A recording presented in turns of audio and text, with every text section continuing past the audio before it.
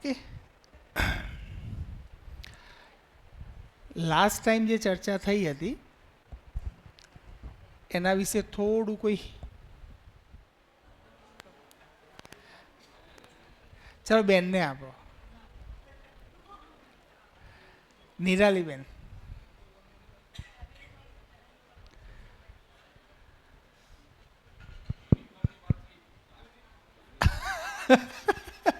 કામની વાતો યાદ રાખવાની, બાકી નહીં રાખવાની. જય શ્રી કૃષ્ણ. જય શ્રી કૃષ્ણ. ગયા વખતે આપણે એક ટોપિક લીધો હતો વોર્મિંગ. હા, જેમાં આપણે 2 વોર્મિંગ ડિસ્કસ કર્યા હતા, એક ગ્લોબલ વોર્મિંગ હા, અને એક ફેમિલી વોર્મિંગ.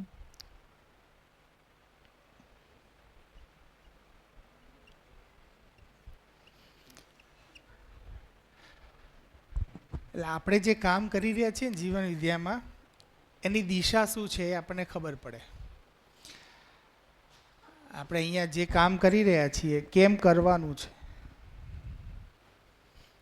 તો એટલા માટે કરવાનું છે કે આજે આપણે પોતે જે પરિવારમાં રહીએ છીએ એ પરિવારમાં પણ આપણે વ્યવસ્થા સાથે છીએ કે અવ્યવસ્થા સાથે છીએ. તો વોર્મિંગ એટલે બીજું કાંઈ જ નથી. વોર્મિંગ એટલે અવ્યવસ્થા,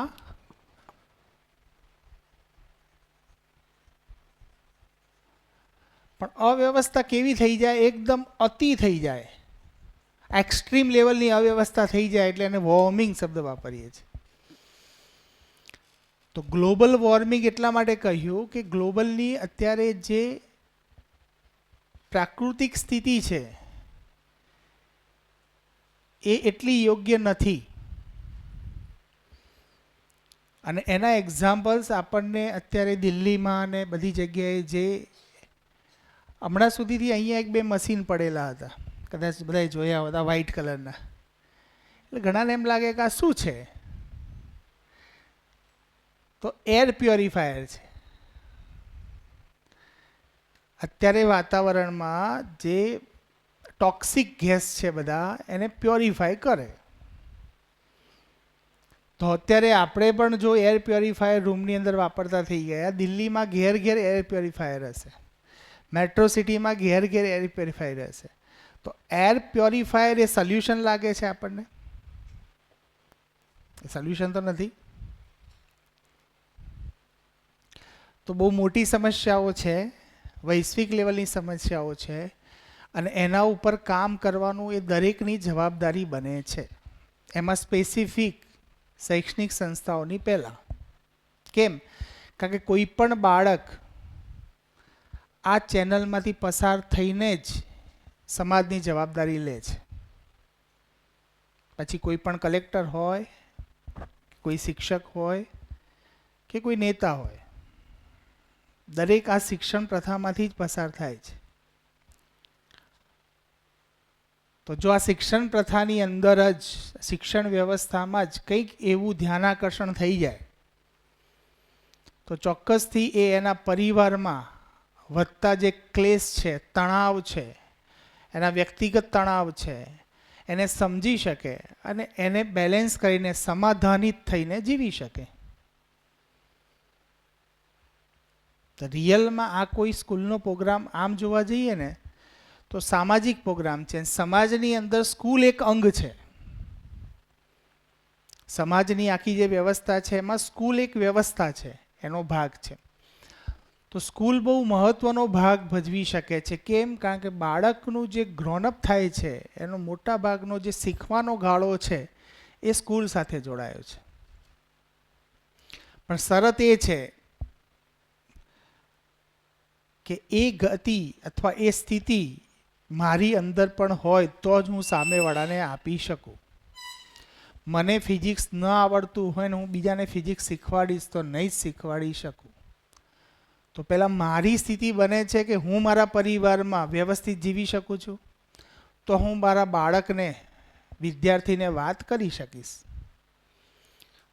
વાત કરવાની એ જરૂર નહીં પડે પછી તો. કારણ કે આપણે વારંવાર કહીએ છીએ કે અધ્યયન જે કહીએ છીએ ને, અધ્યયન કોનું થાય છે? કોઈ શબ્દોનું નથી થતું, વ્યક્તિનું થાય છે. જો આ વાત બી પકડાઈ જશે ને તો આપણે ઘણું બધું આપણું સેટલ થઈ જશે. ક્લાસમાં બાળક આપણે જે સમાજ વિદ્યા કે ગુજરાતી કે હિન્દી કે સાયન્સ ભણાવીએ છીએ એને નથી ભણી રહ્યો. પહેલાં એ તમને જોઈ રહ્યો છે, તમારું અધ્યયન કરી રહ્યો છે, વ્યક્તિનું અધ્યયન થઈ રહ્યું છે. એટલે પહેલાં વ્યક્તિ સ્વીકૃત છે તો જ પછી એની વાત સ્વીકૃત છે. આ નેચરની ડિઝાઇન છે. પહેલાં વ્યક્તિ સ્વીકૃત થશે પછી એની વાત સ્વીકૃત થશે. બધે જ લાગુ પડે છે, એવું નહીં ક્લાસરૂમમાં જ લાગુ પડે છે. આપણા પરિવારમાં બી એવું જ છે. પરિવારમાં પણ આપણી સ્વીકૃતિ હશે તો જ આપણી વાત સાંભળવામાં આવશે. તો અત્યારે સ્વીકૃતિના જે પેરામીટર છે થોડા બદલાઈ ગયા છે. ઘરમાં જે કમાઈને લાવે ને એની સ્વીકૃતિ વધારે થાય છે. એટલે પછી એને ઓળખ વધારે મળે છે. એટલા માટે જ એનું મહિમા મંડન થઈ જાય છે જાણતા અજાણતા. આર્થિકતા કંઈ ખોટો વિષય નથી, પૈસા કમાવા જ જોઈએ, પણ એને જેટલું મહત્ત્વ આપણે આપી દઈએ છીએ જેથી કરીને બાકીની અવ્યવસ્થાઓ એની સાથે જોડાઈ જાય છે. જે રીતે ભણતું બાળક હોય તો ત્યાં પર્સન્ટેજને મહત્ત્વ આપી દઈએ છીએ, એટલે પર્સન્ટેજ જે સારા લાવે એની સાથે સારો વ્યવહાર, ઓછા લાવે એના સાથે ખરાબ વ્યવહાર. આવું બાય ડિફોલ્ટ સ્કૂલ લેવલે તો થાય પણ પરિવારમાં બી થાય છે. કારણ કે ત્યાં આપણે માનવને માનવની તરીકે નથી જોતા, ત્યાં એના પર્સન્ટેજ સાથે એને જોઈએ છે. એટલે તો સુસાઇડની ઘટનાઓ ઘટે છે. બાળક જાણતા અજાણતા એક કન્ક્લુઝન ઉપર પહોંચી જાય કે ટકા નહીં તો જીવન નહીં, અને એ કન્ક્લુઝનના આધારે પછી જ્યારે એના ટકા ડાઉન થાય એટલે તરત શરીર છોડી દે છે, સુસાઇડ કરે છે, આત્મહત્યા કરે છે. તો એને એટલી ખબર પડી જાય કે યાર ટકા લાવવા શીખવું એ મારી એક સેકન્ડરી પ્રોસેસ છે, જીવન એક અલગ ઘટના છે. અને જીવન જીવતા આવડી જશે તો એ દિવસે બાકીની મારી લર્નિંગ ઓટોમેટિક વધી જ જવાની છે.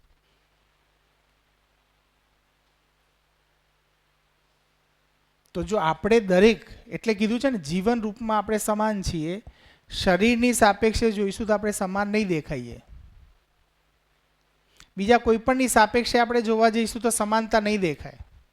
સુવિધાની સાપેક્ષમાં ક્યાંક પ્લસ માઇનસ હશે, જે આપણો બાહ્ય દેખાવ છે એમાં પણ ક્યાંક પ્લસ માઇનસ હશે, આપણા શારીરિક બળની અંદર પણ ક્યાંક પ્લસ માઇનસ હશે. પણ જીવન રૂપમાં જોવા જઈએ, જો અહીંયા બેઠેલા તમામ જીવન છે તો જીવનના રૂપમાં દરેક જીવન સમાન છે. કેમ? કારણ કે જીવનને કોઈ ટાઈમ નથી, ટાઈમ બાઉન્ડેડ નથી. ઉંમર તો શરીરને છે, જીવને તો ઉંમર નથી. દરેક જીવનની એક જ અભિલાષા છે, સુખી થવું છે. Check it. સુખી થવાના પેરામીટર જુદા જુદા છે, પણ બાકી બધા જીવનને શું કરવું છે? સુખી થવું છે. તો દરેક જીવનનું લક્ષ્ય સેમ છે. તો જીવન ત્યારે જ તૃપ્ત થશે કે જ્યારે એ વ્યવસ્થામાં હશે. તો અહીંયા આ વોર્મિંગ શબ્દ વાપર્યો તો ફેમિલી વોર્મિંગ, એટલે ફેમિલી વોર્મિંગમાં અવ્યવસ્થા હોવી ઠીક છે, પણ અતિ અવ્યવસ્થા છે. દેખાય છે ડગલે પગલે, કોઈએ કંઈક કીધું ને ખોટું તરત લાગી જાય છે.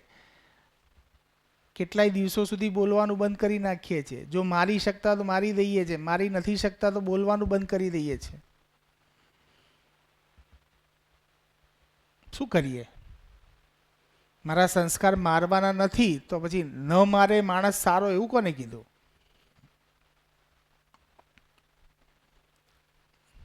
તો મારતા નથી તો શું કરીએ છીએ?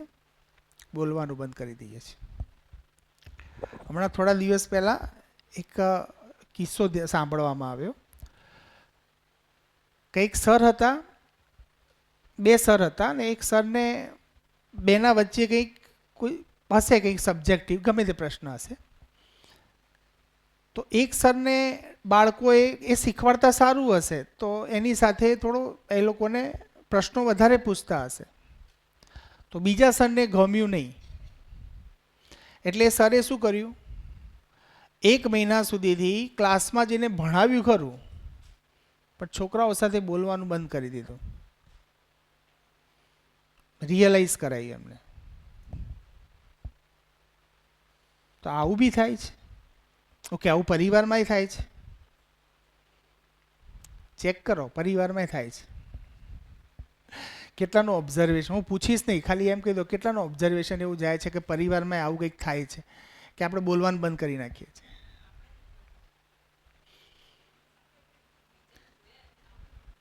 હા ઠીક છે, હોય ના હોય કઈ વાંધો નહીં. તો આ બધું શું બતાવે છે? અવ્યવસ્થા. આપણે અવ્યવસ્થિત છીએ એવું બતાવે છે.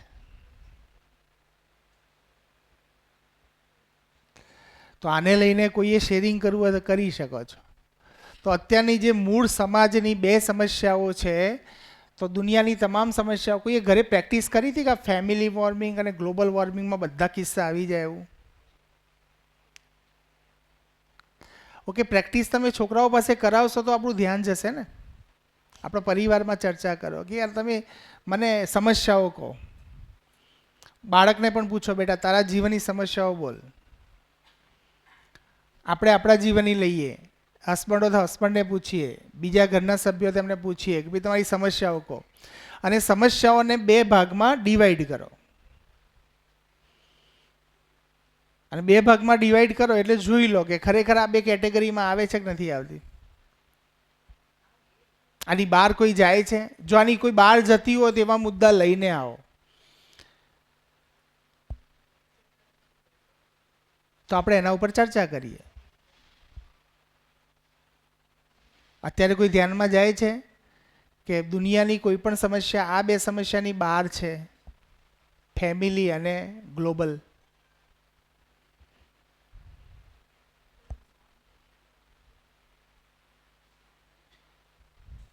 છે કોઈ?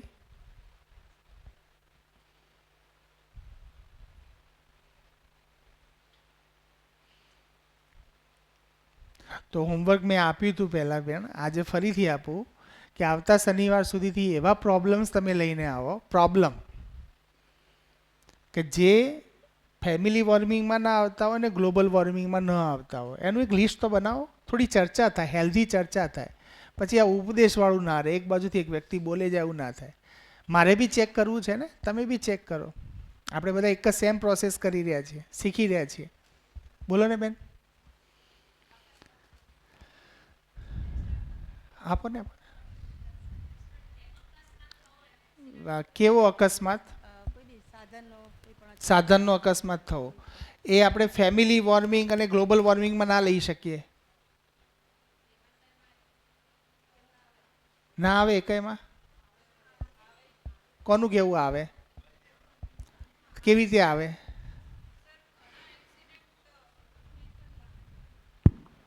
અગર વ્યક્તિ પોતે ડિપ્રેશનમાં કે કોઈ મેન્ટલ ટ્રોમામાં હશે અને એ ડ્રાઇવિંગ કરતો હશે તો ડેફિનેટલી એના ચાન્સીસ વધુ રહેશે. એ થઈ શકે એમ. થઈ શકે. અને અગર આપણે એમ કહીએ કે જનરલમાં જેમ કે આ ટ્રેન દુર્ઘટના થાય છે, તો એ ક્યાંક ને ક્યાંક આપણે ગ્લોબલ વોર્મિંગમાં બી મૂકી શકીએ. આગળ આવી જાઓ બેન. એમાં ફેમિલી તો ના આવે. હા બેસો ને, આગળ બેસો.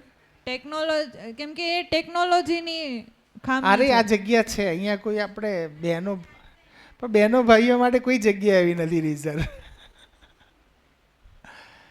બરાબર છે. તો આની સાથે સંમત થઈ શકાય. ગ્લોબલ વોર્મિંગ એટલે આપણે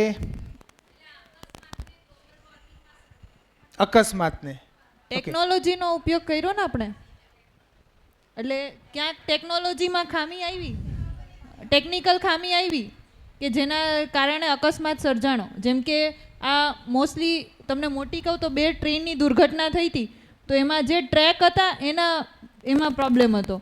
તો એ ક્યાંક ટેકનિકલ ખામી રહી ગઈ ને.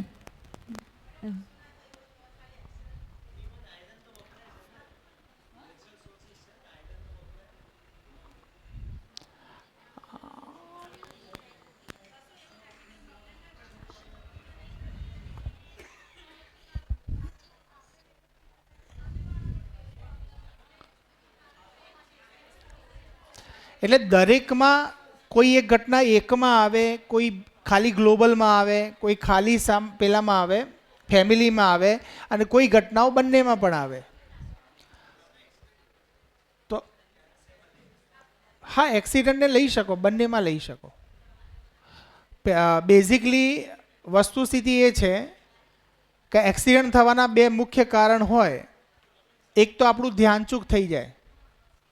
તો ધ્યાન ચૂકવાની કારણ એક જ હોય કે જે આપણે કાર્ય કરી રહ્યા છીએ કાર્યમાં આપણું ફોકસ ના હોય.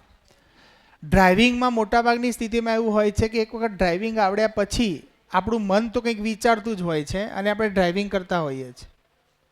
મેજોરિટી કેસમાં આવું આપણે જોઈએ છે કે ગાડી ચલાવતા હોય પણ મન કંઈક ને કંઈક થોટ પ્રોસેસ કરતું જ હોય છે. તો એ થોટ પ્રોસેસમાં કંઈક પ્રોબ્લેમ આવી જાય તો એની ઇમ્પેક્ટ દેખાય આપણને ડ્રાઇવિંગ ઉપર.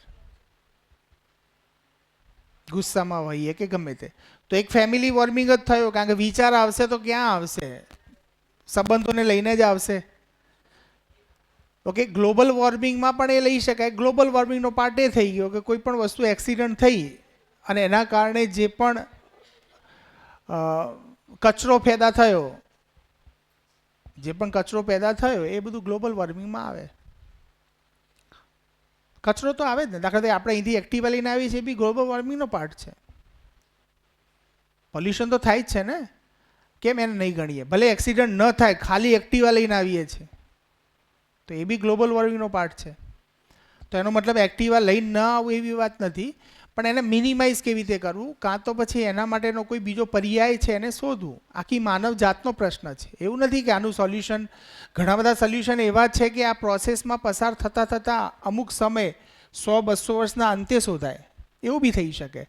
આજે એ વાતના આપણા પાસે સોલ્યુશન નથી એવું પણ હોય, પણ એ દિશામાં વિચારવાની શરૂઆત કરશું તો એના સોલ્યુશન્સ કે ડાયરેક્શનમાં આપણે જઈશું. તો અત્યારે એવા ઘણા બધા પ્રશ્નો છે કે જેના સમાધાન ગ્લોબલ વોર્મિંગના પોઈન્ટ ઓફ વ્યૂથી આપણી પાસે ન પણ દેખાતા હોય. તો અલ્ટિમેટ આપણે જીવવું છે ઇમ્પોર્ટન્ટ વસ્તુ છે, સુખપૂર્વક જીવવું ઇમ્પોર્ટન્ટ વસ્તુ છે, મહત્વની વસ્તુ તો એ જ છે ને. તો એક્સિડન્ટને પણ આપણે લઈ શકીએ. થોડું વિચારો આના અંદર, જાતે જ જવાબ મળી જશે 90%. છતાં બી ના મળે તો મુદ્દા મૂકી શકાય. તો આ સારો મુદ્દો હતો એક્સિડન્ટવાળો. તો વોર્મિંગ એટલે ખ્યાલ આવી ગયો. વોર્મિંગ શબ્દ એટલા માટે વાપર્યો છે કે વોર્મિંગ મતલબ અવ્યવસ્થા, અતિ અવ્યવસ્થા. અને અત્યારે સમાજની મોટી બે સમસ્યાઓ છે, એના સોલ્યુશન શિક્ષણમાં છે. જો અહીંથી બાળક એવી કોઈ ડાયરેક્શન લઈને જાય છે તો ચોક્કસથી એના સોલ્યુશન તરફ એ આગળ વધશે. હમણાં સતીશભાઈ કંઈક વાત કરતા હતા બાળકો સાથે, તો બાળકોએ એનું ધ્યાન ગયું. તો એમને એવું કહ્યું કે સર અમારી પાસે તો ખરેખર 8-10 જોડી કપડાં છે, એની જરૂર તો નથી. આવું એક એમને સ્ટેટમેન્ટ આપ્યું છોકરાઓ. ખાલી અમે એટલે જ લાવીએ છીએ કે મારા ભાઈને લાવ્યું મને કેમ ના લાવ્યું. હવે દિવાળી આવે છે તો બધાને નવા કપડાં લાવ્યા, મારે ના લાવ્યા. બસ અમે આના કારણે જ મોટા ભાગના ખર્ચા કરીએ છીએ. બાકી એ કપડાં તો એક વખત જ પહેરતા હોઈએ છીએ, વધારે નથી. આવું નાના છોકરાઓના સ્ટેટમેન્ટ છે, મોટાના નહીં. તો એવું ધ્યાન ગયું તો પછી એમને એમ ખબર પડી જાય કે યાર જરૂરિયાત કરતાં વધારાની જરૂર નથી. હા, આવશ્યકતા હશે તો લઈશું. એવું બી નથી કે બિલકુલ નહીં લાવીએ, લાવીશું, પણ આપણને એટલું તો ધ્યાન જશે. ઓકે, એવું ધ્યાન જાય કે આપણને કે ભાઈ યાર ખરેખર આ ટ્રાન્સપોર્ટેશન મોટાભાગનું એફએમસીજીના કારણે, આ ટ્રાન્સપોર્ટેશનના કારણે પોલ્યુશન થાય છે. તો કમસે કમ આપણે બધી વસ્તુઓ બંધ ના કરીએ, પણ અમુક વસ્તુઓ તેવી આપણે વિચારીએ ને કે ભાઈ અમુક વસ્તુ એવી વાપરીએ જે લોકલ મળી રહે આપણને, જેના અંદર બહુ ટ્રાન્સપોર્ટેશન ના વપરાતું હોય. તો જેટલું ધ્યાન જશે એટલું આપણાથી એક્શન લેવાશે. તો એવી રીતે પ્લાસ્ટિક ફ્રી માટેનો એક કન્સેપ્ટ આપણે વિચારતા હતા. તો પ્લાસ્ટિક ફ્રી એટલા માટે કે આ બાળકોમાં ક્યાંક એવું ધ્યાન જાય તો એના બે ફાયદા થાય. તો પડીકા ખાવાનું એક મિનિમાઇઝ થઈ જાય, ઓછું થાય, અને સાથે સાથે પ્લાસ્ટિક માટે પણ મારી કોઈ અવેરનેસ છે, મારે પણ પ્લાસ્ટિક માટે કોઈ સ્ટેપ્સ લેવાના છે, એવું મનમાં ક્યાંક ક્લિક થઈ જાય. તો કાલે ઉઠીને બાળક મોટો થઈને કોઈ પ્લાસ્ટિકને લઈને બિઝનેસ નહીં કરે. કંઈક કરવું હશે તો કંઈક એવા ઓપ્શન શોધશે કે ભાઈ આ વાતાવરણને બગાડે એવી વસ્તુ છે તો આ ડાયરેક્શનમાં આપણે નથી જવું, ગ્લોબલ વોર્મિંગ ન કરે એવા પણ ઘણા રસ્તાઓ છે, તો એવા રસ્તાઓ ખોલશે અને એવા રસ્તાઓ પર આગળ વધશે. તો અત્યારથી જો એના મગજમાં ક્યાંક એ ઊંડાણમાં આવી જાય કે નહીં આ વસ્તુ યોગ્ય નથી, તો એ શીખશે ક્યાંથી? સ્કૂલમાંથી જ શીખશે ને. તો માટે પ્લાસ્ટિક ફ્રીનો વિચાર એટલે છે, પણ એમાં બહુ આપણે સ્ટ્રીક રહેવાની જરૂર નથી. ક્યાંક એના અંદર કેટલું થઈ શકે કેટલું ના થઈ શકે એ આપણે કરવું જરૂરી છે. તો એ જોઈશું, આપણે વિચારીશું. એક વિચાર છે કે પ્લાસ્ટિક ફ્રી ખરેખર થવું જોઈએ. ઓકે, કેટલાનો અંતરાત્મા એમ કે છે ખરેખર થવું જોઈએ. મનમાં તો થાય છે, પણ ક્યાંક અજાણતા આપણાથી થતું નથી. જો ઘણીવાર મિસ્ટેક થાય. વચ્ચે અમે લોકોએ શરૂઆત કરી હતી કે ઘરેથી બેગ લઈને જ જવાની બજારમાં જઈએ તો. આવું ઘણા બધા કરતા હશે. કેટલા લોકો કરે છે? હા, ધેટ ઇઝ ગુડ થિંગ. તો વચ્ચે 1-2 વાર મારે છે ને બેગ લીધા વગર હું ગયો. તો એક વખત તો સાયકલ લઈને ઘરે આવ્યો, પણ બીજી વખત ક્યાંક મનમાં એવું થયું કે મોડું થાય છે, આ થાય છે, પછી ત્યાંથી પ્લાસ્ટિકની થેલી લઈ પણ લીધી. પણ લઈ લીધી એ દરમિયાન મનમાં વિચાર તો આવ્યો જ કે આ ખરેખર મારે યાદ રાખીને લઈને તો આવવી જોઈએ. આટલું તો યાદ આવ્યું ને.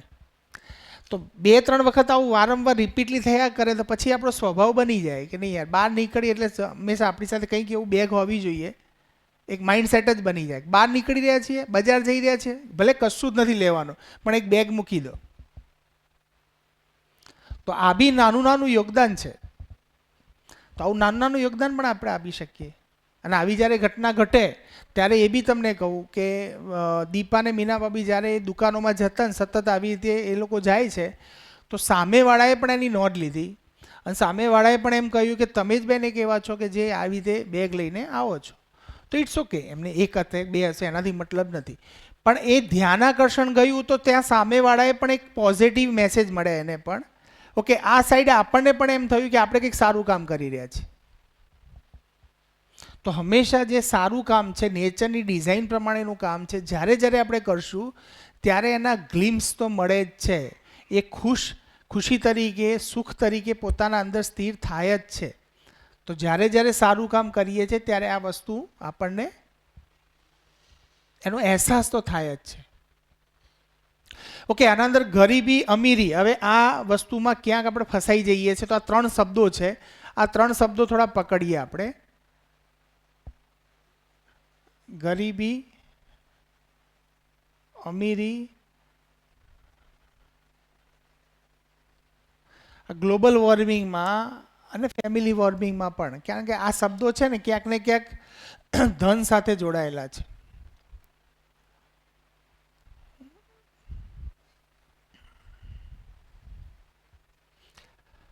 તો ગરીબી એ શું છે? તો અહીંયા આવશ્યકતા મુજબ વસ્તુ ન હોવી. આવશ્યકતા છે પણ વસ્તુ નથી. માની લો કે મારે 2 ટાઈમ જમવા જોઈએ પણ ખરેખર ઘરમાં 1 ટાઈમ જમવાનું જ અનાજ છે, તો વસ્તુ ન હોવી. બીજામાં વસ્તુ ન હોવાનો અહેસાસ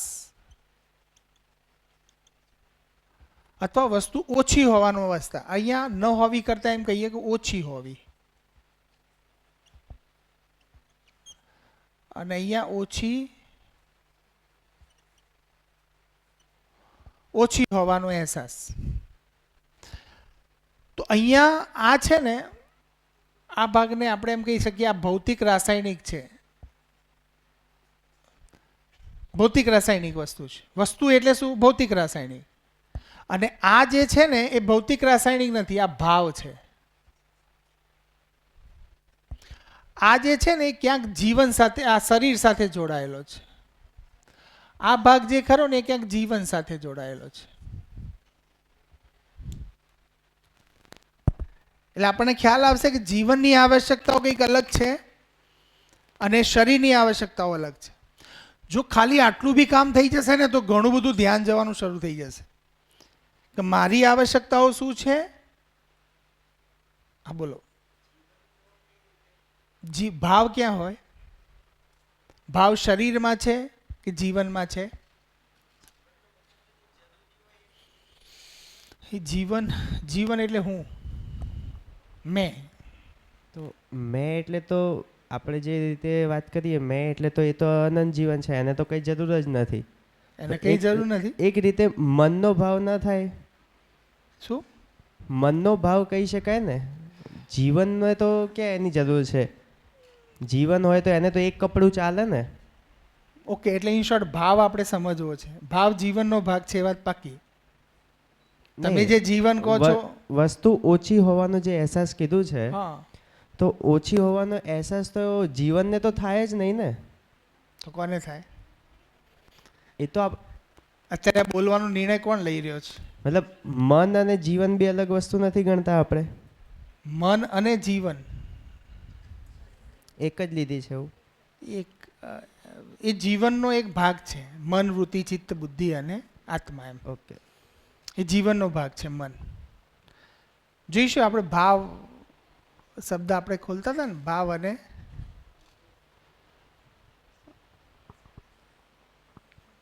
બે શબ્દો હતા ને, કયા હતા? એક ભાવ, ભાવ સોમભૈયાની શિબિરમાં હશે, મારી પાસે શબ્દો છે. ભાવ એટલે શું? એક પ્રશ્ન છે. મતલબ ભાવ એટલે શું? તો ભાવને આપણે પકડીશું. અત્યારે ખાલી જોઈ લઈએ આ. તો હવે ગરીબી કોને કહેવાય? તો ગરીબી આપણે એને કહીએ કે જેની પાસે વસ્તુ નથી. વસ્તુ નથી મતલબ ઓછી છે, એની જરૂરિયાત કરતાં ઓછી છે, અને એનો અહેસાસ પણ નથી. તો નથી જ ને. મારી પાસે વસ્તુ, સપોઝ મારી પાસે કપડાં નથી, તો નથી તો અહેસાસ નથીનો જ આવશે ને, કે મારી પાસે ઓછું છે, આવશ્યકતા કરતાં ઓછું છે. તો એ ભાવ કેવો છે? ગરીબીનો ભાવ છે. ગરીબી એટલે વસ્તુ પણ ન હોવી અને એનો અહેસાસ પણ ન હોવો. એટલે અહેસાસ છે શાનો? વસ્તુ નથી મારી પાસે, એનો અહેસાસ છે, અને મારી પાસે વસ્તુ પણ નથી. બરાબર. હવે અમીરી કોને કહેવાય? તો અમીરીમાં વસ્તુ ઓછી હોવા, વસ્તુ ઓછી છે ના. આ એક કામ કરીએ, આને ટાઈટ કરીએ અને આને વસ્તુ ઓછી નથી, નથીને આપણે ક્રોસ કરીએ, નથીને ક્રોસ લખીએ. આનો મતલબ નથી ને આનો મતલબ હા. આ યસ અને આ નો. તો અમીરીમાં વસ્તુ ઓછી છે, સુવિધાઓ ભરપૂર છે. મારે એક ગાડીની જરૂર છે ને 2 ગાડી છે, 5 જોડી કપડાની જરૂર છે ને 10 જોડી કપડાં છે. તો અમીર વ્યક્તિ પાસે શું હશે? વસ્તુ ઓછી નહીં હોય, પણ એનો અહેસાસ હશે વસ્તુ ઓછી છે એવો. હા. દિલ માંગે મોર. અને ઘણી વાર તો કેવું થાય છે ખબર છે? દિલ ના માગતું હોય ને તો પણ બહારનું એટલું વાતાવરણ એવું હોય કે જે તમને પુશ કરતું હોય. એમ માની લો કે તમે સંતુષ્ટ જ છો, પણ તમે એવી કોમ્યુનિટીમાં અથવા મિત્રોમાં અથવા એવા સમાજમાં જાઓ છો કે જ્યાં બધા રંગબેરંગી સરસ કપડાં પહેરીને આવે ને, ત્યાં બધા વાતો બધી, કોઈ જ્વેલરી બતાવે ને, કોઈ કપડાં બતાવે ને, અને એવા વાતાવરણમાં આપણે જઈએ એટલે આપણે આમ સંતુષ્ટ હોઈએ, પણ ત્યાં જઈએ એટલે એનાથી પ્રભાવિત થઈ જઈએ. કારણ કે ચારે બાજુ બધા એક જેવા છે, હું એકલો જ અલગ છું. અને જો એકલા રહીએ તો પાછા બીજા સાથે ભળીએ નહીં આપણે. એવું બી થાય ઘણી વાર. આપણને બધા પ્રત્યે રોષ પેદા થાય, ગુસ્સો આવે કે આ બધા સમજતા નથી, બસ મારે એકલાને જ સમજવાનું, મારે જ 5 જોડી કપડામાં ચલાવવાનું, આ લોકો બધા ખોટા ખોટા ખર્ચા કરે છે, આ કરે છે. તો એનો મતલબ કે હજી મારી સમજવાની યાત્રામાં ક્યાંક ગેપ છે. જો નાગરાજજી એક સરસ મજાની વાત કરતા હતા. એમને એમ કહ્યું કે એમને શરૂઆતના ગાળામાં એક ગામની અંદર સ્કૂલ શરૂ કરાવી હતી, અને એ સ્કૂલ એ ગામડાની સ્કૂલ હતી. અને ગામડાની સ્કૂલમાં પહેલાં છે ને, ગામડામાં બધા ઝઘડા બગડા બહુ થતા હતા. એમ 2 કોમ્યુનિટી વચ્ચે ઝઘડા થતા હોય, કારણ 4-5 કોમ્યુનિટીઓ રહેતી જ હોય જનરલી ગામની અંદર. બધી અલગ અલગ પ્રજા રહેતી હોય. કોઈ આ સફાઈ કરવાવાળા મિત્રો હોય, કે કોઈ એને શું કહીએ છીએ આપણે, SC છૂત અછૂત ને આ બધું હોય એમ. અને એના કારણે ગામમાં ઝઘડા બહુ રહેતા. પછી એમને સ્કૂલ ચાલુ કરાવી. સ્કૂલ ચાલુ કરીને ત્યારે જોયું તો બાળકો પણ એ પ્રકારના હતા. બાળકોમાં સેમ જે ગામનું વાતાવરણ હતું ને એનો સેમ પ્રભાવ હતો એમ. પછી સ્કૂલ ચાલુ કરે એના 1-2 વર્ષ પછી એવું થયું, ગામની અંદર બધી ઘટનાઓ શાંત થવા લાગી, ઝઘડા બંધ થવા લાગ્યા ઓટોમેટિક. જો નાના છોકરાઓ 7મા સુધીની સ્કૂલના છોકરાઓની વાત છે કે નાના છોકરાઓને જોઈને ગામની અંદર પણ બધા શાંત થવા લાગ્યા, પરિવારનું પણ ધ્યાનાકર્ષણ જવા લાગ્યું કે આપણે ખોટા ઝઘડા કરીએ છીએ, આની કોઈ જરૂર નથી. એટલે છોકરાઓ આ જીવન વિદ્યાના બેઝ ઉપર એક સ્કૂલ શરૂ કરી હતી, એમણે પ્રયોગ કર્યો. તો પહેલાં એવું હતું કે વિદ્યાર્થી અથવા બાળકો જે ખરા ને એ વાતાવરણથી પ્રભાવિત હતા. હવે જેમ જેમ એ સમજદાર થતા ગયા ને એમ એમ એ બાળકોથી વાતાવરણ પ્રભાવિત થવા લાગ્યું. તો આ બ્યુટી છે જીવન વિદ્યાની, કે જ્યાં સુધીથી વાતાવરણ મને પ્રભાવિત કરશે ત્યાં સુધીથી હજી મારી સમજવાની યાત્રા ચાલુ છે.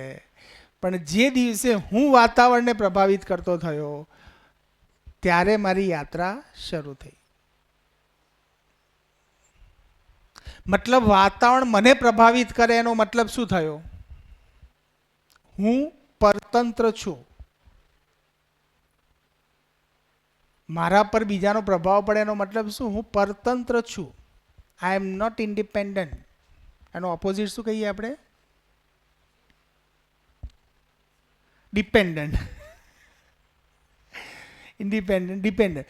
મતલબ હું હજી પણ બીજાથી પ્રભાવિત થાઉં છું. મતલબ મને એવું લાગે છે હું સ્વતંત્ર છું, પણ સ્વતંત્ર નથી, હું પરતંત્ર છું. અને જે ક્ષણે બાળકોનો પ્રભાવ ગામ ઉપર થવાનો શરૂ થયો એનો મતલબ બાળકો એ માનસિકતાથી, એ માન્યતાઓથી પ્રભાવથી મુક્ત થઈ ગયા, એ સ્વતંત્ર થઈ ગયા. તો સ્વતંત્રતા એટલે બહારનો પ્રભાવ ઓછો થઈ જાય, નહિવત થઈ જાય, શૂન્ય થઈ જાય. તો સ્વતંત્ર થવું એ દરેક માનવની મૂળ આશા છે. સ્વતંત્ર થવું એ જ સુખી થવું. સ્વતંત્ર થવું એનો મતલબ જ મને બધા પ્રત્યે સ્વીકૃતિ આવી જવી. તો સ્વતંત્ર એ મારો મૂળ સ્વભાવ છે. એટલે તો સ્વતંત્રતાને લઈને ઇતિહાસમાં ગણી ના શકાય ને એટલા ઝઘડા થયા છે, એટલા યુદ્ધો થયા છે. લોકોએ પોતાના જીવ આપી દીધા છે ફક્ત શાના માટે? સ્વતંત્ર થવા માટે. તો આવું કેમ થયું છે? ઇતિહાસમાં આવી ઘટનાઓ કેમ ઘટી છે કે સ્વતંત્રતાને લઈને દરેક આખા વિશ્વમાં દરેક જગ્યાએ ઝઘડા થયા છે? કેમ? કારણ કે માણસનો મૂળ સ્વભાવ કેવો છે? સ્વતંત્ર રહેવું. એને બીજાના અંડરમાં રહેવું પસંદ જ નથી. એનો મૂળ સ્વભાવ છે.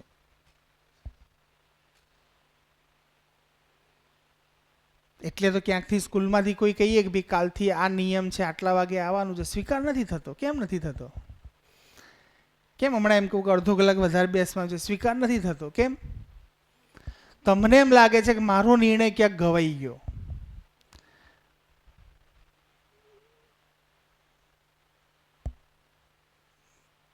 કેમ? કારણ કે આપણે વ્યક્તિગત વિચારીએ છીએ એટલે વિરોધ છે. જો આપણું ધ્યાન સર્વ શુભ ઉપર જતું રહે તો આપણને વિરોધ નહીં થાય. જો યોગ્ય વાત હશે તો, અયોગ્ય વાત હશે તો થશે જ. એટલે તો જીવન વિદ્યામાં તમે જુઓ, ભલે તમે ગમે તે કરો, મન ના હોય તો પણ બેસીએ છીએ આપણે, છતાં અંદર ખાને તેમ થાય છે કે સમયનો ક્યાંક સદુપયોગ જ થઈ રહ્યો છે, દુરુપયોગ તો નથી થઈ રહ્યો. સારું તો લાગે જ છે, ભલે આપણે બળજબરીથી બેસીએ છીએ એવું આપણને ફીલ થાય છે. પણ ફીલ થાય છે ને એનો એક સમય આવશે કે જ્યારે એમ થશે કે તમે જ કામે લાગી જશો ને તમે જ બીજાને બળજબરીથી બેસાડશો. આમાંથી ઘણા બધા બહેનોને ભાઈઓને એમ થતું હશે કે ઘરેથી મારા હસબન્ડ બી આવી જાય સારું, મારી વાઈફ પણ આવી જાય સારું. મનમાં તો ક્યાંક ખૂણામાં થતું જ હશે. નથી લાવી શકતા અલગ ઘટના છે. કેમ? કારણ કે એ પણ આપણા આચરણને જોવે છે. આપણા આચરણમાં જેમ જેમ પ્યોરિટી આવશે એમ એમ સાંભળવાની સ્થિતિ બનતી જશે અને એમ કરતાં કરતાં એ દિવસ આવશે. અને પછી જ્યારે તમે બંને જ્યારે જોડાશો અથવા બંને જ્યારે આ વાતને સમજવાની યાત્રામાં જોડાશો, પછી ઘરના વાતાવરણને તમે જોજો, અદ્ભુત હશે, મજા આવી જશે. તમને એમ થશે કે સાલે આખી જિંદગી આપણે બગાડી નાખી. એક ક્ષણ માટે તો વિચાર આવશે જ. જે સ્થિતિઓ અત્યારે હેન્ડલ નથી થતી એ આરામથી તમે ચૂટકી વગાડતા હેન્ડલ કરશો જ. તમને ખબર નહીં પડે કે આ કેવી રીતે હેન્ડલ થઈ જાય છે, કારણ કે તમે મૂળ સ્વભાવ સાથે જીવતા હોઈએ. આપણે આપણા ઓરિજિનલ મૂળ સ્વભાવ સાથે જીવીએ છીએ ત્યારે સામેવાળાની પણ માન સન્માન સાચવીએ જ છીએ. એનું માન સન્માન સાચવીને એની સાથે વાત કરી શકીએ છીએ એવી સ્થિતિ બને છે. તો ઠીક છે, અમીરીમાં શું છે તો ઓછી હોવાનો અહેસાસ છે ને. આમાં એવું કહેવાય ને કે ગરીબોની ગરીબી કેવી હોય, હજારોની હોય કે લાખોની હોય, અને અમીરની ગરીબી, માન લો કે કોઈ બિચારો ગરીબ હોય તો એને તો એમ થાય કે દિવસના 500 રૂપિયા મળતા હોય ને 700-800 મળી જાય તો એના માટે તો ખુશ થઈ જાય. અને અમીર હોય તો એને પણ અપેક્ષા એ જ હોય, પણ એ શું હોય, પેલો કરોડ હોય તો કે કરોડમાં 50-100 રૂપિયા વધે જ ના ગમે એને. કરોડમાં બીજા 25-50 લાખ વધે તો ઠીક રહે એમ. એટલે એની જે ગરીબી, આ એ ગરીબ જ છે રિયલમાં, પણ એની ગરીબી કેવી છે, લાખો ને કરોડોની છે. ફરક આટલો છે. બાકી બંને દરિદ્ર જ છે. આ બંનેને દરિદ્રતા જ કહેવાય. આમાં ક્યાંય સમૃદ્ધિ આવતી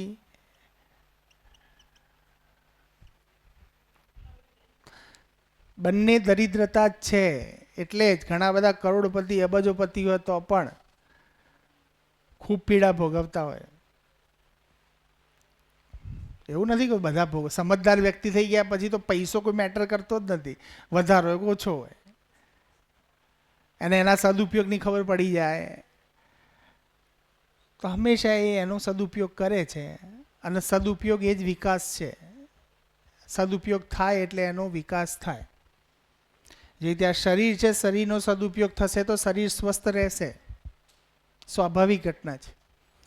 શરીરનો જો સદુપયોગ નહીં થાય તો એ બીમાર પડશે. એવી રીતે ધનમાં પણ એવું જ છે. તમારી પાસે, આપણી પાસે રહેલું ધનનો જો સદુપયોગ થશે તો એની વૃદ્ધિ થશે જ, એનો દુરુપયોગ થશે તો એ ઓછું થવાનું જ છે. નિયમ છે, આ નેચરના નિયમ જ. એટલે સદુપયોગ એ જ વિકાસ છે. એવી રીતે આપણી પાસે વિચાર કરવાની ક્ષમતા આપણને આપી છે નેચરે, તો વિચારનો જો સદુપયોગ થશે તો તમે સુખની સ્થિતિમાં નિરંતર આગળ વધતા જશો, નિરંતર સુખ સુધીથી પહોંચી જશો. જો વિચારનો દુરુપયોગ થશે તો દ્વેષ અને દ્વંદ્વ ઊભા થશે, બે વિચાર વચ્ચે ક્લેશ ઊભો થશે, અને એ જ વિચાર સુસાઇડ સુધીથી પણ લઈ જઈ શકે છે. તો નેચરમાં જે વસ્તુ છે કોઈ પ્રયોજન સાથે છે, એ પ્રયોજન આપણને ખબર પડી જાય તો ચોક્કસથી આપણને દુઃખી થવાનું આવશે જ નહીં. તકલીફ એટલી છે કે આપણને એના પ્રયોજનની ખબર નથી. તો જીવન વિદ્યા એ જ બતાવે છે કે દરેક વસ્તુનું એક પ્રયોજન છે, અને પ્રયોજન જો મારા ધ્યાનમાં આવી જાય તો મારી સુખી થવાની જે ચાહત છે પૂર્ણ થવાની સંભાવનાઓ વધી જાય. સમૃદ્ધિમાં શું છે તો વસ્તુ ઓછી છે તો ના, છે આવશ્યકતા અથવા એનાથી પણ વધારે છે, અને એનો અહેસાસ છે તો અહેસાસ પણ નથી. મારી પાસે ઓછું છે, રહી ગયો, હું રહી ગયો, શું થશે. જે તે બાળકો ઉપર અત્યારે જેટલા પણ પેરેન્ટ્સ દ્વારા વ્યવહાર થાય છે એ બધા વ્યવહારમાં ઇનસિક્યોરિટી છે. ઇનસિક્યોરિટી બાળકમાં છે કે પેરેન્ટ્સમાં છે? જો આપણે, હું પેરેન્ટ્સ કહું છું એનો મતલબ આપણે બધા પેરેન્ટ્સ છીએ જ ક્યાંક ને ક્યાંક, કાં તો કોઈના સંતાન છીએ, કાં તો કોઈ પેરેન્ટ્સ છીએ. તો શું લાગે છે આપણી સાથે જે વ્યવહાર થાય છે એની અંદર ક્યાંક એ મા બાપની કોઈ ઇનસિક્યોરિટી રહેલી છે કે જેના કારણે વ્યવહાર થઈ રહ્યો છે? અને જો મા બાપ સિક્યોર હોય તો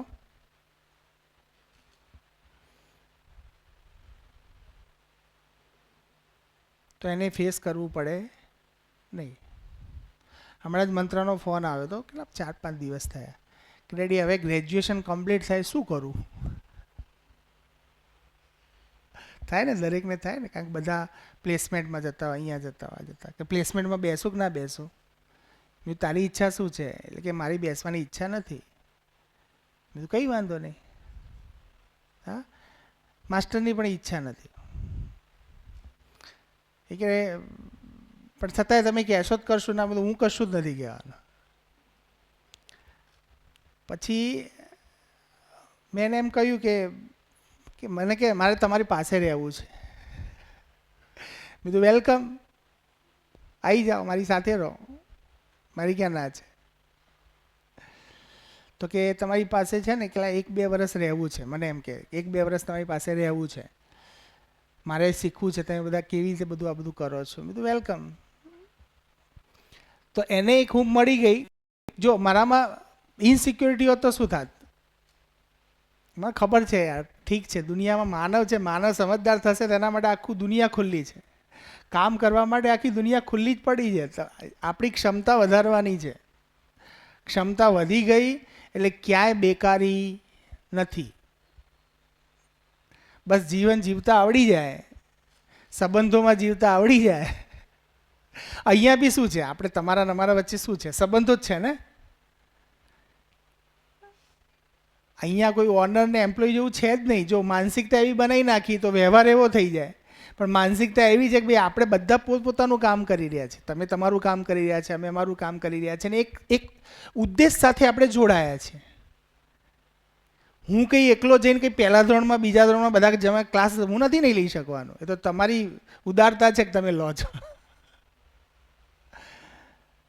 તો સંસ્થા અમે ચલાવતા નથી. જેટલી માઇન્ડસેટ પ્યોર રહેશે ને એટલા આપણે સહજ રહીશું. હું ચલાવું છું, પેલું ગાડા નીચે કૂતરું ચાલતું હોય ને એવી સ્થિતિ આપણે કરવી. અમે નથી ચલાવતા, આપણે બધા ભેગા થઈને ચલાવીએ છીએ. આ વાસ્તવિકતા છે. તો આ વાસ્તવિકતા સાથે જેટલા આપણે રહેશું ને એટલા સહજ રહેશું ને બધાની સાથે સારી રીતે વર્તન કરી શકશું. અને સારો વ્યવહાર કરવાવાળા વ્યક્તિઓ આ દુનિયામાં બહુ શોર્ટફોલ છે. તો સ્કેરસિટી શાની છે પકડી પાડો, અને સ્કેરસિટી જેની છે એવા વ્યક્તિ થઈ જાઓ. એ સ્કિલ મેળવી લો, ખૂબ સુંદર વ્યક્તિત્વ તમારું બનાવો. તમે જ્યાં જશો ત્યાં લોકોને એમ થશે કે નહીં યાર આ વ્યક્તિ હોય ને તો જ મજા આવે, બીજા વ્યક્તિ સાથે મજા ના આવે. તમારી સાથે જ્યારે કોઈ વ્યક્તિ વાત કરતું હોય ત્યારે હંમેશા એ સ્માઇલિંગ ફેસમાં હોય, ખુશ હોય, અને તમે પણ હંમેશા એને મદદ કરવાના ટોનમાં જ હો. તો તમને શું લાગે છે કે તમારી સ્વીકૃતિ ક્યાંય નહીં થાય? તો આપણી સ્વીકૃતિ ક્યાં કરાવી આપણા હાથમાં છે. ઇન્ડસ્ટ્રી ગમે તે હોય, ગમે તે બિઝનેસ કરો, તમે ટીચર બનો કે કોઈ પણ કામ કરો, બિઝનેસ બી કરો, ખાલી મારામાં એક વ્યવહારવાળું પક્ષ જો મજબૂત થઈ ગયો તો જે આત્મવિશ્વાસ પેદા થશે એ આત્મવિશ્વાસ તમારા ડિગ્રી કરતાં તમને આગળ લઈ જશે. આ ડિગ્રીઓ કંઈ શીખવાડતી જ નથી, ફ્રસ્ટ્રેશન જ શીખવાડે છે. મને ખબર પડી ગઈ એટલે હું એ વાતને લઈને ક્યારે ચર્ચા જ નથી કરતો એની સાથે. કારણ કે જે આટલાનું પેકેજ, આટલાનું પેકેજ, આટલાનું પેકેજ, એનાથી મુક્ત થઈ જવાનું. પેકેજ આપણે નક્કી કરશું એમ એ સ્થિતિ આવી જ જાય છે. તમને ઓટોમેટિક ખબર પડી જશે. એટલે વ્યક્તિત્વ ઉપર કામ કરવાનું, પેકેજ ઉપર કામ નહીં કરવાનું. જે પેકેજ ઉપર કામ કરે ને હંમેશા પોતાને લો ફીલ કરશે, અને જે પોતાના વ્યક્તિત્વ પાછળ કામ કરશે એ હંમેશા પોતાને ખુશ અને નસીબદાર અને સ્વતંત્રતા ફીલ કરશે. તો આપણે કેવું વ્યક્તિત્વ બનવું છે, હું કેટલાને ઉપયોગી થઈ શકું, મારી ઉપયોગિતા શું છે, મારી ઉપયોગિતા મારા ધ્યાનમાં આવશે એટલે હું હંમેશા ખુશ રહેવાનો છું. આપણે શું આપણી ઉપયોગિતાને કટ કરીએ છીએ. આપણી ઉપયોગિતા થતી હોય ને ત્યાં આપણને એમ થાય ચાલો હું ઉપયોગી થઈશ ને તો બીજી વાર મને જ કહેશે. ભાઈ એવું નથી. તમે જેટલા ઉપયોગી થાઓ છો ને એટલું તમારું મહત્ત્વ વધતું જાય છે, તમને ખબર નથી, આપણને ખબર, ધ્યાન નથી જતું આપણું. અને આપણે અંદરથી એટલા જ ખુશ થઈએ છીએ. પણ પેલા બાજુવાળા, જેવી રીતે એક વખત એવી ઘટના ઘટી કે એક ટીચર મારી પાસે આવે, કોઈક ડ્યુટી આપી હતી. એટલે એમને કહ્યું કે અમને 3 જણાની ડ્યુટી આપી છે, પણ હું એકલો જ કરું છું, પેલા 2 નથી કરતા. ક્લિયર? તો હું તો મારી ડ્યુટી કરું છું, પેલા 2 નથી કરતા. હવે થઈ શું તકલીફ? હું સારો જ છું. હવે મારે કોની પાસેથી પ્રેરણા લેવી એ હું નક્કી કરીશ ને. જો હું એવા લોકો પાસેથી પ્રેરણા લઈશ કે જે કામ ચોરી કરે છે, તો ડે બાય ડે મારો ગ્રાફ કેવો જશે? તો આજુબાજુ એવા મિત્રો પણ છે કે જે સમય નથી જોતા અને પોતાનું ડેડિકેશન આપે છે, પણ એ વ્યક્તિઓ આપણા ધ્યાનમાં જલ્દી આવતા નથી અને માટે આપણે ડાઉનગ્રેડ જઈએ છીએ. તો હું એવું ના કરું કે જેથી કરીને મારું મહત્વ એટલું બધું વધે કે સંસ્થાન મારા વગર ચાલે જ નહીં. હું મારા વ્યક્તિત્વને એટલું ડેવલપ કરું કે સંસ્થા હોય કે દુનિયામાં કોઈ બી, મારો પરિવાર હોય કે સંસ્થા હોય કે વોટ એવર, ત્યાં મારા વ્યક્તિત્વ, મારી ઉપયોગિતા એટલી બધી મૂકી દઉં કે મારી ગેપ જ્યારે પડે ને ત્યારે બધા હલી જાય. થાય કે ન થાય? પણ એ દ્રષ્ટિકોણ બહુ ઇમ્પોર્ટન્ટ છે. તો જ્યારે દ્રષ્ટિકોણ આવે છે ત્યારે માનવ, એનું સૂત્ર છે એક સરસ મજાનું, માનવ अपने महत्व को जान के तृप्त होता है और उसका महत्व उसकी उपयोगिता में है. જેવી રીતે હું ફિઝિક્સ ભણાવું, બરાબર, તો મારું મહત્વ, મને ખબર પડે કે હું ફિઝિક્સ ભણાવું છું, એ મારું મહત્વ છે. ક્લિયર? તો જ્યારે જ્યારે કોઈ માણસ મને આવીને એમ કહે છે કે તમે સરસ ફિઝિક્સ ભણાવો છો, એમ મને શું થશે? અંદરથી ખુશી પેદા થશે. ઓકે, કોઈ નહીં કહે તો પણ મને જાતે સામે ચહેરા ઉપરથી ખબર પડી જ જશે. ઘણીવાર આપણે રાહ જોતા હોય, આપણું કામ પાછું ડાઉનગ્રેડ કરીએ. ભાઈ છોકરાઓ મારી સાથે ભણે છે, એ ખુશ છે ને, એમનું રિઝલ્ટ આવે છે ને, યસ આઈ એમ હેપી. તો મારું મહત્વ જે છે જાણીને હું તૃપ્ત થાઉં છું, અને મારું મહત્વ મારી ઉપયોગિતામાં છે. હું જેટલો ઉપયોગી થઈશ એટલું એટલું મારું મહત્વ વધશે, અને એ મહત્વ વધશે એની સાથે મારી બાકીની આવશ્યકતાઓ ઓટોમેટિક ફૂલફિલ થઈ જ જવાની છે. મારી સુવિધાને લઈને પણ અપેક્ષાઓ ક્યારેય પણ અધૂરી નહીં રહે. જે દિવસે હું માનવ તરીકે વ્યક્ત થઈ જાઉં, મારી ઉપયોગિતા જે છે આગળ મૂકી દઉં, અને હું હંમેશા બધાને મદદ કરવાના, એટલે મારી ઉપયોગિતાના અર્થમાં હું જીવન જીવવું, એમ મારું તૃપ્તિ બિંદુ વધતું જશે. તો સિમ્પલ ડિઝાઇન છે. એટલે મને ખબર છે, એટલે મેં એની સાથે બહુ હળવાશથી વાત કરીને, એને પણ એ હળવાશ જોઈને એને પણ એમ થાય છે કે આટલી હળવાશ હોઈ શકે એમ, તો દેટ ઇઝ ગુડ. એટલે એને મન થયું ને, તે મારી પાસે આવતો બી નહોતો. અત્યારે એને એમ તો કીધું કમસે કમ, ડેડી તમારી પાસે મારે 12 મહિના રહેવું છે, 12 મહિના 1-2 વર્ષ રહેવું છે. મારા માટે શું થયું? તૃપ્તિ બિંદુ. એને મારામાં કંઈક મહત્વ દેખાયું, મારી ઉપયોગિતા કંઈક દેખાઈ. હવે મારે એને સિદ્ધ કરવાની છે કે મારી પાસે રહે ત્યારે એને જીવન માટેના સુવિધાને લઈને જીવન માટેના જે પાઠ છે ભણવા માટે એને તૈયારી બતાવી. તો મને તો એટલી ખબર છે, કોઈ MBA કરશે કે કોઈ પેકેજમાં જશે, એના કરતાં જો 12 મહિના સારું એવું અધ્યયન કરી દેશે તો એ વધારે સમજદાર થશે, અને MBA ડિગ્રી કરતાં પણ એ વધુ સારું સમજી લેશે. MBAમાં કાંઈ નથી, બોલો, સિમ્પલ એક વાક્યમાં MBA સમજી શકાય એમ છે. મેં નથી કર્યું, પણ જેટલું સમજો છે એ પ્રમાણે તમને કહી દઉં. સાંભળવું છે તમારે? MBA કોને કહેવાય ને કેવી રીતે બિઝનેસ કરાય કે કેવી રીતે જીવન જીવાય, પરિવારમાં બી આ બિઝનેસને બધા શબ્દો આપ્યા છે, પણ સંબંધોમાં કેવી રીતે જીવાય જાણવું હોય તો કહું. તમારે બધા હાથ અદ્ધર કરો તો કહું.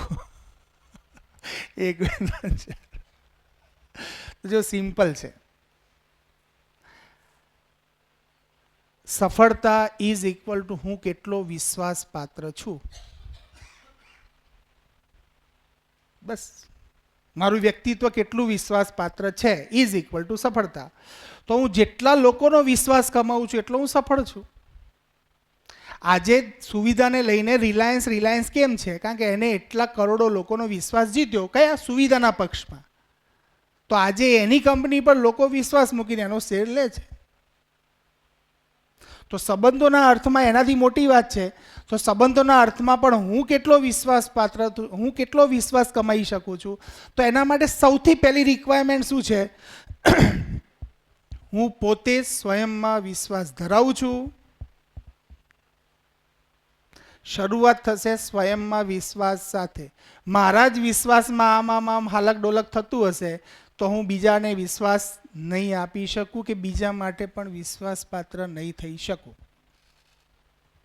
ક્યારે એવું વિચાર્યું છે કે આપણા પરિવારમાં કોઈ એક સભ્ય હોય અને સભ્ય ઇન્દ્રિયોની બાબતમાં વીક હોય, ઇન્દ્રિયો એટલે ખ્યાલ આવે ને, શબ્દ સ્પર્શ રૂપ રસ ગંધ ગમે તે બાબતમાં.